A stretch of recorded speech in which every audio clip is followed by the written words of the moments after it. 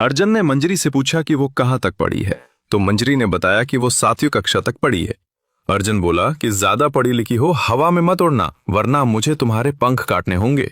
फिर सुबह होते ही मंजरी के लिए पानी लाने का बुलावा आ गया। दरअसल गांव में 3 सालों से बारिश नहीं हुई थी, इसलिए पानी लेने बहुत दूर जाना पड़ता था। मंजरी की सास ने उसके सर से जड़ाऊ चुनरी उतारकर सादी चुनरी ओढ़ा दी, लेकिन मंजरी ने कुछ नहीं कहा। इधर गांव की औरतें बेसब्री से मंजरी का इंतजार कर रही थीं।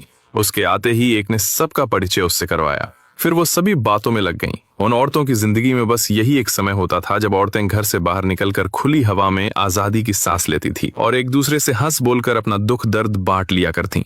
इसलिए उन्हें पानी लाने की हमेशा खुशी रहती थी। मंजरी जब घर में बैठी अपनी चुल्ली पर कढ़ाई का काम कर रही थी तो उसकी सास ने उसे ये सब करने से मना किया। जब मंजरी ने कारण पूछा तो उसकी सास ने बताया कि पहले यहाँ एक मुली नाम की विधवा रहती थी जो कढ़ाई का काम किया करती थी। उसने सबसे चोरी छिपे एक आदमी के हाथों अपनी बनाई हुई चीजों को शहर में बेचना शुरू कर दिया। एक दिन ये बात सभी गांव वालों को पता चल गई तो मुली डर के मारे उसी आदमी के साथ भाग गई। गांव वालों की नाक कट गई तो उन्होंने सारी औरतों को कढ़ाई का काम बंद करवा दिया और कपड़ा, सुई, धागा सब जला दिया। मुली के जाने के बाद गांव में बारिश होना भी बंद हो गई। एक बाबा ने बताया कि मुली के पाप से देवी मां नाराज हैं। जब तक मुली को ढूंढकर उसकी बलि नहीं दी जाएगी तब तक बारिश नहीं होगी।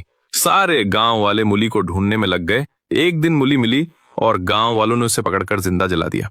ये सब सुनने के बाद मंजरी का सिर्फ एक ही सवाल था कि क्या मुली को मारने से गांव में बारिश हुई। अगले दिन जब गांव की औरतें तालाब पर पहुंची तो वहां एक औरत पहले से खड़ी थी। तब एक ने मंजरी को बताया कि ये केसर है, ये विधवा है। वैसे तो विधवाओं का घर से बाहर निकलना मना है, लेकिन इसकी सास बूढ़ी हो गई है और इसके घर में पानी लाने वाला कोई नहीं है, इसलिए मुखिया जी ने इसे बाहर निकलने की इजाजत दी। लेकिन किसी का भी इससे बात करना मना है, क्योंकि मुखिया और गांव वालों का मानना है कि इसकी फूटी किस्मत की मनहूस छाया किसी पर भी पड़ सकती है। लेकिन मंजरी नहीं मानी और उसने केसर को अपना परिचय बताया। लेकिन केसर ने उससे बात नहीं की, क्योंकि उसे भी डर था कि मुखिया की बात सही ना हो जाए और उसके कारण किसी का बुरा ना हो। यहाँ औरतों के मन में भी ये डर बैठा दिया गया है कि उनके खुलकर जीने से देवी माँ नाराज होंगी, और औरतों के प्रति ऐसी भावना रखने वाले गाँव के मर्द देवी माँ को प्रसन्न करने के लिए गरबा खेलते हैं।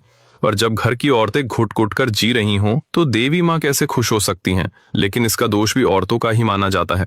पर क्या होगा जब औरतें बगावत पर उतरेंगी? क्या देवी माँ रुष्ट होंगी या फिर बारिश होगी? एक दिन जब औरतें पानी लेने जा रही थीं तो उन्हें उस वीरान रेगिस्तान में एक आदमी पड़ा हुआ दिखाई दिया। जब वो पानी लेकर वापस लौटी तो वो आदमी प्यास के मारे तड़प रहा था, लेकिन कुछ औरतों ने उसे पानी पिलाने से मना कर दिया, क्योंकि वो एक पराया मर्द था और औरतों का इस तरह मर्दों के सामने जाना मना था। तब विधवा केसर बोली कि मैं इसे पानी पिला देती, क्योंकि मैं मेरी तरह किसी और को विधवा बनते नहीं देख सकती। पर मैं विधवा हूं, इसलिए मेरे चरित्र पर संदेह करने वाले हजारों होंगे। ये सुनकर मंजरी से रहा नहीं गया और उसने औरतों के मना करने के बाद भी उसे जाकर पानी पिला दिया। पानी पीकर उसकी जान में जान आई और वो खड़ा हो गया। उसके पास एक ढोल था, जिसे देखकर मंजरी ने उस आदमी से ढोल बजाने को कहा। उन औरतों ने उसकी जान बचाई थी, इसलिए उसने उनके लिए ढोल बजाना शुरू कर दिया। ढोल की आवाज सुन मंजरी के पैर थिरकने लगे और उसने ढोलक की ताल पर गरबा खेलना शुरू कर दिया। उसे देखकर बाकी औरतें भी रुक नहीं सकीं और उन्होंने भी मंजरी के साथ गरबा खेलना शुरू कर दिया। कुछ औरतें अभी भी खड़ी थीं, लेकिन बाकी औरतें तो सब कुछ भूलकर बिना किसी की परवाह किए थोड़ी देर के लिए अपनी खुशी में डूब गईं और खुलकर गरबा खेलने लगी। आज पहली बार वो सब गरबा खेलकर बहुत खुश थीं, लेकिन कुछ औरतों का मानना था कि उन्होंने पाप किया है और देवी माँ इसकी सजा सबको देगी।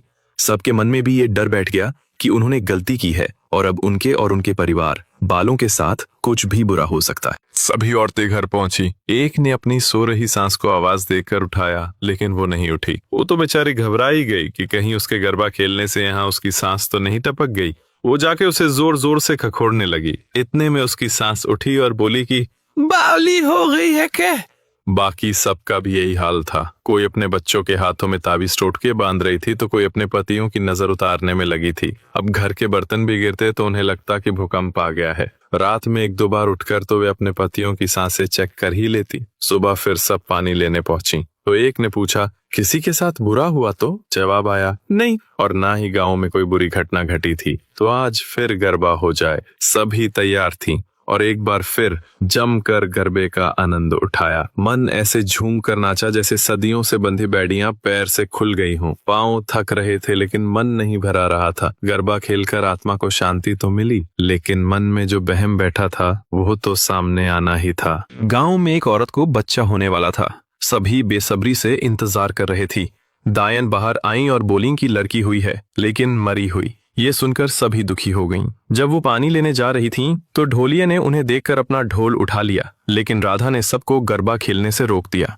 जब वो सभी तालाब पर पहुंची तो राधा मंजरी को खरी खोटी सुनाने लगी कि उसके कारण एक मासूम की जान गई। उसके कहने पर सभी ने गरबा खेलकर गांव का नियम तोड़ा। उनके पापों की सजा देवी माँ ने हंसा को दी और उसकी बेटी उसकी कोख में ही मर गई। लेकिन मंजरी ये नहीं मानती थी। वो कहने लगी कि गरबा तो उन लोगों ने खेला, फिर इसकी सजा हंसा को क्यों मिली, जबकि उसने तो गरबा खेलना भी नहीं। शहर में तो सभी लोग गरबा खेलते हैं, उन्हें तो कोई सजा नहीं मिलती। क्या शहर की देवी माँ और गांव की देवी माँ अलग अलग हैं? और अगर उनसे गलती हुई भी है तो वो हंसा की गुनाहगार है। वो जाकर उसी से पूछेगी कि वो उसे क्या सजा देना चाहती है। शाम को जब सभी औरतें हंसा के घर इकट्ठी हो गईं, जहां हंसा अपनी बच्ची के मर जाने से फूट फूट कर रो रही थी, राधा मंजरी की तरफ देखकर बोली कि इसी के पाप के कारण तुम्हारी मासूम बेटी की जान गई। जब हंसा ने मंजरी की तरफ देखा तो मंजरी ने सारी बात बताई कि कुछ दिनों से तुम पानी लेने नहीं जा रही थी, इससे तुम्हें मालूम नहीं है कि हमने वहाँ एक डोलिये की जान बचाई थी। अब वो हमारे लिए ढोल बजाता है और हम गरबा खेलते हैं। कुछ देर ढोल की ताल पर झूमकर अपने दुख दर्द भूल जाते हैं। पर राधा का ये मानना है कि हमने गरबा खेलकर पाप किया है, जिसकी सजा तुम्हारे बच्चे को मिली। अगर तुम्हें भी यही लगता है कि मैं तुम्हारी गुनहगार हूँ, तो खड़ी हुई तुम्हारे सामने जो भी सजा दो मंजूर है। हंसा रोते हुए बोली कि जिसका पाप है वो हुक्का लगाकर बैठा है बाहर चारपाई पर। 9 महीने से हाथ जोड़कर मिन्नतें कर रही थी कि पेट में बच्चा है, मत मारा करो, लेकिन कल जोर से लात मारी और ये सब हो गया, और उसे कुछ फर्क भी नहीं पड़ा। अगर देवी माँ सभी पापों की सजा देती तो गांव में इतने मर्द जिंदा नहीं बचते। वो रोने लगी और बोली कि थोड़ी तबीयत ठीक हो जाए तो मैं भी आऊंगी तुम्हारे साथ गरबा खेलने। शायद गरबा खेलने से मेरी मन का दर्द कम हो जाए। एक बार फिर औरतों की शंका कम हो गई, लेकिन छोटी बच्ची सीता को देखकर ढोलिये ने ढोल बजाने से क्यों मना कर दिया। ढोलिये ने बताया कि उस दिन होली की रात थी। गांव वालों ने गरबा खेलने के बाद उसे बख्शीश दी और चले गए। तभी उसकी बेटी रेवा बोली, बाबा, इस बख्शीश के बदले आप ढोल बजाते हो ना, तो मैं भी आपको बख्शीश में अपनी गुड़िया देती हूँ, मेरे लिए भी ढोल बजाओ ना।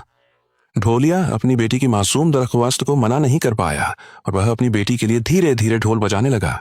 उसकी पत्नी और बेटी दोनों गरबा खेलने लगीं। इसी बीच किसी गांव वाले का वहां से गुजरना हुआ तो उसने ढोलिया की पत्नी और बेटी को गरबा खेलते हुए देख लिया और उसने जाकर गांव के सभी लोगों को बता दिया कि वह नीची जाति का ढोलिया हमारी पवित्र होली के सामने ढोल बजाकर अपनी पत्नी और बेटी को नचा रहा है। ये सुनकर सभी गांव वाले वहां आ गए, लेकिन तब तक ढोलिया अपने घर जा चुका था। गांव वाले भी उसके घर पहुंच गए और उन्होंने उसकी झोपड़ी में आग लगा दी। ढोलिये ने अपने परिवार को बचाने की बहुत कोशिश की, लेकिन वह अपनी पत्नी और बेटी को नहीं बचा पाया। वह कहने लगा कि तुम लोगों को देखकर डर लगता है। अगर गांव वालों को तुम्हारे इस तरह चोरी छिपे गरबा खेलने की भनक लग गई तो क्या होगा?